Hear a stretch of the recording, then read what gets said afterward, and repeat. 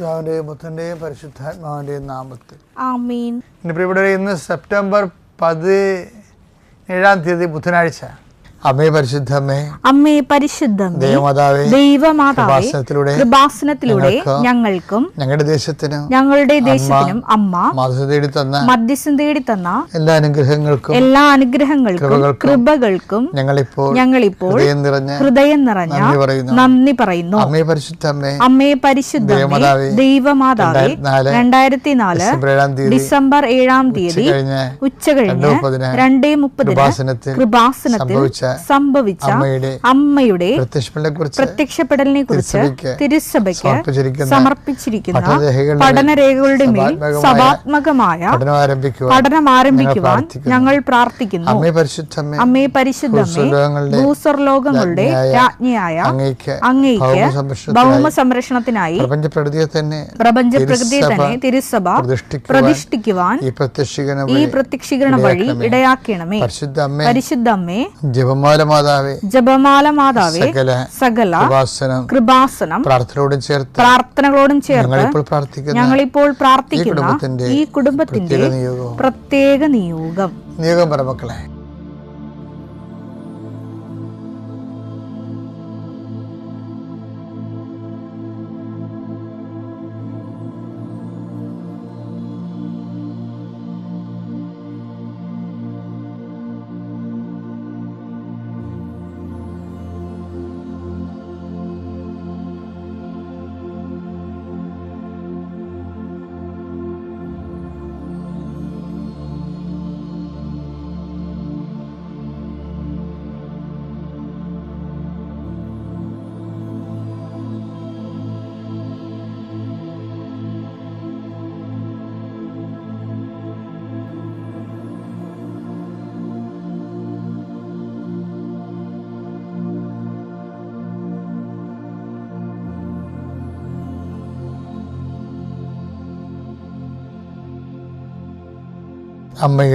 അമ്മയുടെ പ്രത്യക്ഷീകരണത്തിന്റെ ഈ അനുഗ്രഹവേളയിൽ ഞങ്ങൾക്ക് സാധിച്ചു തരുവാൻ കനിയണമേ.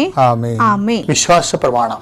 സർവശക്തനായ പിതാവും ആകാശത്തിന്റെയും ഭൂമിയുടെയും സൃഷ്ടാവുമായ ദൈവത്തിൽ ഞാൻ വിശ്വസിക്കുന്നു. അവിടുത്തെ ഏകപുത്രനും ഞങ്ങളുടെ കർത്താവുമായ ഈശോമിശിഹായിലും ഞാൻ വിശ്വസിക്കുന്നു. ഈ പുത്രൻ പരിശുദ്ധാത്മാവിനാൽ ഗർഭസ്ഥനായി കന്യകാമറിയത്തിൽ നിന്ന് പിറന്ന് പൊന്തിയോസ് പീലാത്തോസിന്റെ കാലത്ത് പീഡകൾ സഹിച്ച് കുരിശിൽ തറയ്ക്കപ്പെട്ട് മരിച്ച് അടക്കപ്പെട്ട് പാതാളങ്ങളിൽ ഇറങ്ങി മരിച്ചവരുടെ ഇടയിൽ നിന്ന് 3-ാം നാൾ ഉയർത്ത് സ്വർഗത്തിലേക്ക് എഴുന്നള്ളി സർവശക്തിയുള്ള പിതാവായ ദൈവത്തിന്റെ വലതുഭാഗത്തിരിക്കുന്നു. അവിടെ നിന്ന് ജീവിക്കുന്നവരെയും മരിച്ചവരെയും വിധിക്കുവാൻ വരുമെന്നും ഞാൻ വിശ്വസിക്കുന്നു. പരിശുദ്ധാത്മാവിലും ഞാൻ വിശ്വസിക്കുന്നു. വിശുദ്ധ കത്തോലിക്കാ സഭയിലും പുണ്യവാന്മാരുടെ ഐക്യത്തിലും പാപങ്ങളുടെ മോചനത്തിലും ശരീരത്തിന്റെ ഉയർപ്പിലും നിത്യമായ ജീവിതത്തിലും ഞാൻ വിശ്വസിക്കുന്നു. ആമേൻ. സ്വർഗ്ഗസ്ഥനായ ഞങ്ങളുടെ പിതാവേ, അങ്ങയുടെ നാമം പൂജിതമാകണമേ. അങ്ങയുടെ രാജ്യം വരണമേ. അങ്ങയുടെ തിരുമനസ് സ്വർഗത്തിലെ പോലെ ഭൂമിയിലും ആകണമേ. അന്നു വേണ്ടുന്ന ആഹാരം ഇന്ന് ഞങ്ങൾക്ക് തരണമേ. ഞങ്ങളോട് തെറ്റ് ചെയ്യുന്നവരോട് ഞങ്ങൾ ക്ഷമിക്കുന്നത് പോലെ ഞങ്ങളുടെ തെറ്റുകൾ ഞങ്ങളോടും ക്ഷമിക്കണമേ. ഞങ്ങളെ പ്രലോഭനത്തിൽ ഉൾപ്പെടുത്തരുതേ, തിന്മയിൽ ഞങ്ങൾ രക്ഷിക്കണമേ. ആമേൻ. നന്മ നിറഞ്ഞ മറിയമേ, സ്വസ്തി. കർത്താവ് അങ്ങയുടെ കൂടെ സ്ത്രീകളിൽ അങ്ങ് അനുഗ്രഹിക്കപ്പെട്ടവളാകുന്നു. അങ്ങയുടെ ഉദരത്തിൻ ഫലമായി ഈശോ അനുഗ്രഹിക്കപ്പെട്ടവനാകുന്നു. പരിശുദ്ധ മറിയമേ, തമ്പുരാന്റെ അമ്മേ, പാപികളായ ഞങ്ങൾക്ക് വേണ്ടി ഇപ്പോഴും ഞങ്ങളുടെ മരണസമയത്തും തമ്പുരാനോട് അപേക്ഷിക്കണമേ. ആമേൻ. കർത്താവേ, നിന്റെ ഉന്നതമായ നാമത്തെ സ്വസ്ഥം ചെയ്യുന്ന കുഞ്ഞുങ്ങളെ ഓർത്ത് പ്രാർത്ഥിക്കുന്നു. വിവാഹത്തിൽ പിരിയാൻ പോകുന്ന മാതാപിതാക്കന്മാരെ ഓർത്ത് സങ്കടപ്പെടുകയും അവർക്ക് വേണ്ടി പ്രാർത്ഥിക്കുകയും ചെയ്യുന്നു. പെട്ടെന്നെടുത്ത തീരുമാനങ്ങൾ പലരുടെ സമ്മർദ്ദത്തിൽ അകപ്പെട്ടിരിക്കുന്നവരെ ദൈവത്തിൻ്റെ തിരുസന്നിധിയിൽ അവർക്കുണ്ടാകുന്ന നിലയും വിലയും നഷ്ടപ്പെടുന്നത് ഓർത്ത് അവർക്ക് യാതൊരുവിധ നിരാശയുമില്ലാതെ അവർ വലിയ വൈരാഗ്യത്തിലും വലിയ മത്സരത്തിലും അകപ്പെട്ടിരിക്കുന്നവർ, അതിൻ്റെ പേരിൽ കുഞ്ഞുങ്ങളുടെ ഭാവി നഷ്ടപ്പെടുകയും കുഞ്ഞുങ്ങളെ വിശ്വാസം നഷ്ടപ്പെടുകയും കുഞ്ഞുങ്ങളെ വിശ്വാസം വളർത്താൻ പറ്റാതിരിക്കുന്ന രീതിയിൽ അന്ധകാരകൂപകമായ മനസ്സിലിരിക്കുന്നവർ, കർത്താവേ, അതിലാരെങ്കിലും നീ ഒരാളെ തുടരണമെന്ന് പ്രാർത്ഥിക്കുന്നു. എങ്ങനെയെങ്കിലും അവിടെ സമാധാനം ഉണ്ടായിക്കൊണ്ട് കുടുംബം നിലനിർത്താൻ വേണ്ടി കർത്താവിൻ്റെ ചൈതന്യം സ്വീകരിക്കാൻ കൂടുതൽ സാധ്യമുള്ളവരെ കർത്താവ് ഏറ്റെടുക്കണമേ, അവരെ അനുഗ്രഹിക്കണമേ എന്ന് പ്രത്യേകം പ്രാർത്ഥിക്കുന്നു. അവരെ കൊണ്ട് കുടുംബത്തെ റീസെറ്റ് ചെയ്യാൻ വേണ്ടി കർത്താവെ അങ്ങ് ഐക്യത്തിലേക്ക് അവരെ വിളിക്കണമെന്ന് പ്രാർത്ഥിക്കുന്നു. എൻ്റെ കർത്താവ് ഉന്നതമായ നാമത്തിൽ സഭയുടെ അധികാരത്തിൽ പോലീസ് വഴക്കുകൾ, കോടതി കേസുകൾ, വസ്തു തർക്കങ്ങൾ, അത് തർക്കപ്പുരയിടങ്ങൾ, ഒരു തീരുമാനം എടുക്കാൻ പറ്റാത്ത രീതിയിൽ എന്ത് തീരുമാനിക്കണമെന്നറിയാൻ പാടില്ലാത്ത രീതിയിൽ മനസ്സ് കുഴങ്ങുന്നവർ, ഇന്നലെ ഉറങ്ങിയിട്ടില്ലാത്തവർ, കർത്താവേ അവർക്കിന്ന് തീരുമാനം കൊടുക്കണം. ഈശോയെ 39 കൊല്ലത്തെ പൗരോഹിത്യത്തിൻ്റെ യോഗ്യതയിൽ, അർപ്പിച്ച കുർബാനയുടെ യോഗ്യതയിൽ അങ്ങനെ തിരുസ്ഥനെ യാചിച്ചുകൊണ്ട് പ്രാർത്ഥിക്കുന്നു. തീരുമാനം എടുക്കാതെ കുഴയുന്നവർ, അതുപോലെ തന്നെ അവിടെ ചെന്ന ജോലി കിട്ടുമോ ഇല്ലയോ, അവിടെ ചെന്നാൽ ചെയ്യാൻ പറ്റുമോ ഇല്ലയോ, പണം കൊടുക്കണോ വേണ്ടയോ, ഇങ്ങനെ കേസ് കൊടുക്കണോ വേണ്ടയോ, ഇങ്ങനെ ചിന്തിച്ച് കാടുകയറി തല പുകഞ്ഞ് വിഷമിക്കുന്നവരുടെ കർത്താവിൻ്റെ വിശുദ്ധമായ രക്തം നിൻ്റെ മേൽ വീഴട്ടെ എന്ന് പ്രാർത്ഥിക്കുന്നു.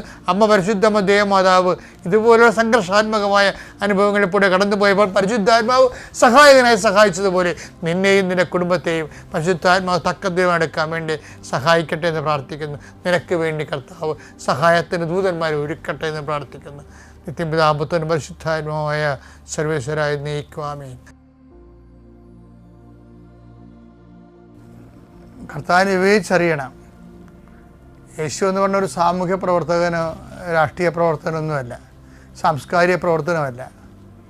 ക്രിസ്തു ബേസിക്കായിട്ട് ദൈവത്തിൻ്റെ പാപപരിഹാര കുഞ്ഞാടാണ്. അവൻ മിശിഹായാണ്. ആ മിശിഹ എന്ന് പറയണത് പാപപരിഹാരമാണ്. അതിൻ്റെ അടിസ്ഥാനപരമായ വീണ്ടെടുപ്പ് വില കൊടുക്കുക, അതാണ് ഈ ശരീരത്തെ, ഇതാണ് സന്ദേശം, അല്ലെങ്കിൽ അതിൻ്റെ ഗാത്രം എന്ന് പറയണത്, ആശയഗാത്രം. ഈ ആശയഗാത്രത്തെ വിവേചിക്കാതെ ക്രിസ്തുവിനെ സാംസ്കാരികവൽക്കരിക്കുകയും സാഹിത്യവൽക്കരിക്കുകയും ചെയ്യും. 1 Corinthians 11:29. എന്തുകൊണ്ടെന്നാൽ ശരീരത്തെ വിവേചിച്ചറിയാതെ ഭക്ഷിക്കുകയും പാനം ചെയ്യുകയും ചെയ്യുന്നവൻ തൻ്റെ തന്നെ യേശുക്രിസ്തുവിന്റെ യഥാർത്ഥ ദൗത്യത്തെ അറിയാതെ അതിനെ ഉൾക്കൊള്ളുന്നവൻ തൻ്റെ തന്നെ ശിക്ഷാവിധിയാണ് ഭക്ഷിക്കുന്നതും പാനം ചെയ്യുന്നതും. ക്രിസ്തുവിനെ എക്സ്പ്ലെയിൻ ഔട്ട് ചെയ്യരുത് ഒരിക്കലും. ക്രിസ്തുവിനെ കുറിച്ച് ദൈവത്തിന് ഒരു അഭിരുചിയുണ്ട്. അത് മനുഷ്യൻ്റെ അഭിരുചിയല്ല. മനുഷ്യൻ്റെ അഭിരുചിയിലേക്ക് വരച്ചു നീട്ടിയായിട്ട് ഈശോ ഒരു റബ്ബറൊന്നുമല്ല ശരിക്കും. അപ്പം ദൈവത്തിൻ്റെ അഭിരുചി എന്നാൽ ക്രിസ്തുവിനെക്കുറിച്ച് അത് ബൈബിൾ നൽകുന്നതും അപ്പോസ്തലന്മാർ യേശുവിൻ്റെ കൂടെ ജീവിച്ച് വളർന്നവരും അതിനുവേണ്ടി ജീവിതം കൊടുത്തവരും അനുഭവിച്ച ക്രിസ്തുവുണ്ട്. അത് പരപിതാവിൻ്റെ ക്രിസ്തുവാണ്. ആ ക്രിസ്തുവിനെ കുറിച്ചുള്ള കാര്യങ്ങൾ ആ ശരീരത്തെ വിവേചിച്ചറിയാതെ ക്രിസ്തുവിനെ ഉൾക്കൊള്ളാൻ ശ്രമിക്കുന്നവരെ തൻ്റെ തന്നെയാണ് ശിക്ഷാവിധി ഉൾക്കൊള്ളുന്നത്. അത്യപൂർവ ദൈവാനുഭവങ്ങൾ ഇനി നിങ്ങൾക്കും സ്വന്തം. ഈ യൂട്യൂബ് ചാനൽ ഇതുവരെ സബ്സ്ക്രൈബ് ചെയ്തിട്ടില്ലെങ്കിൽ ഇപ്പോൾ തന്നെ സബ്സ്ക്രൈബ് ചെയ്യുക. ഈ വീഡിയോ ഇപ്പോൾ തന്നെ നിങ്ങളുടെ സുഹൃത്തുക്കൾക്ക് ഷെയർ ചെയ്തുകൊണ്ട് കർത്താവിൻ്റെ പ്രേക്ഷിതരാകുക.